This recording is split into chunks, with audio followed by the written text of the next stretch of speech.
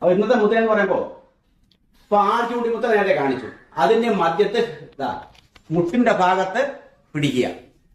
അപ്പൊ ഈ വിരൽ ഹാർഡാവും. അപ്പം നമ്മളെ ബോഡി വെപ്പൺ പാർട്സ് എന്ന് പറയുമ്പോൾ ഹാർഡാക്കുക എന്നുള്ളതാണ്.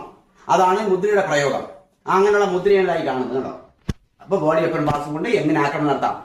ഇത് 2 കൈയിലും ഇതുപോലെ പിടിച്ച് ചെയ്യാം. അപ്പൊ ഹാർഡായി കഴിഞ്ഞു. ഇനി ഈ കൈ കൊണ്ട് കുത്തി കഴിഞ്ഞാൽ ശത്രുവിന് ക്ഷതമേൽപ്പിക്കാൻ കഴിയും.